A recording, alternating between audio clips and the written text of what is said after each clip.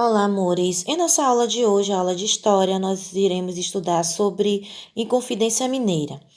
Então, a Inconfidência Mineira ou Conjuração Mineira foi uma tentativa de revolta abortada pelo governo em 1789, em pleno ciclo do ouro, na então capitania de Minas Gerais, no Brasil. Contra esses outros motivos, a execução da derrama e o domínio português. Foi um dos mais importantes movimentos sociais da história do Brasil. Significou a luta do povo brasileiro pela liberdade contra a opressão do governo português no período colonial. No final do século XVIII, o Brasil ainda era colônia de Portugal e sofria com os abusos políticos e com a cobrança de altas taxas de impostos. Além disso, a metrópole havia decretado uma série de leis que prejudicavam o desenvolvimento industrial e comercial no Brasil. No ano de 1785, por exemplo, Portugal decretou uma lei que proibia o funcionamento de indústrias fabris em território brasileiro. Nesse período era grande a extração de ouro, né, principalmente na região de Minas Gerais. Então, os brasileiros que encontravam ouro deveriam pagar um quinto, ou seja, 20% de todo o ouro encontrado acabava indo para os cofres dos portugueses. Aqueles que eram pegos com ouro ilegal, sem ter pago o imposto, sofria duras penas, podendo até ser degradado, enviado à força para o território africano. Com a grande exploração, o ouro começou a diminuir nas minas. Mesmo assim, as autoridades portuguesas não diminuíam a cobrança. Então, nessa época, Portugal criou a derrama. Funcionava da seguinte forma: cada região de exploração de ouro deveria pagar 100 arrobas de ouro, ou seja, 1.500 quilos por ano para a metrópole.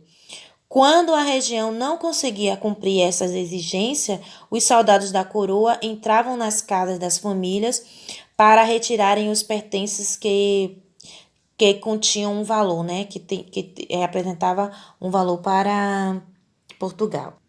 Todas essas atitudes de Portugal foram provocando uma insatisfação muito grande no povo, e principalmente nos fazendeiros rurais e donos de minas que queriam pagar menos impostos e ter mais participação na vida política do país.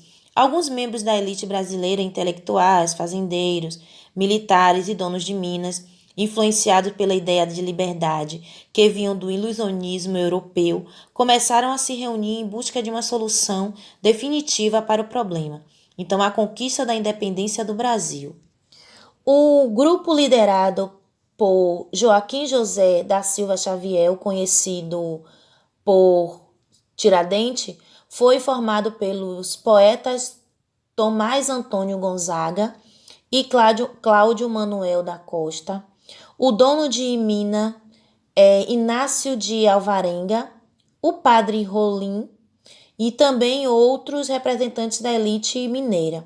A ideia do grupo era conquistar a liberdade definitiva e implantar o sistema de governo republicano em nosso país.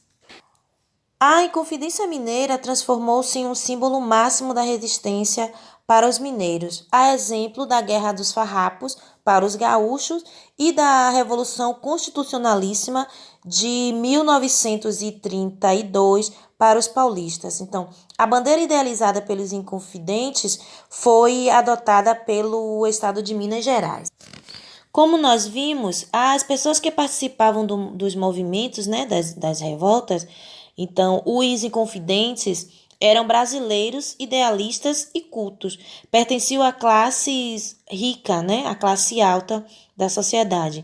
Então, como eu já falei, entre os inconfidentes estava um homem simples do povo chamado Joaquim José da Silva Xavier, apelidado com Tiradentes. Então, Tiradentes recebeu esse nome por ter aprendido com seu tio a tirar dentes. Quando o movimento foi denunciado por Joaquim Silvério dos Reis ao governador de Minas Gerais, o Visconde de Barbacena ordenou que prendesse os inconfidentes. Então, Tiradentes foi condenado à forca, seu corpo foi esquartejado e colocado em postes, como exemplo do que não poderia acontecer. Então, meus amores, nós vamos ficando por aqui e até a nossa próxima aula.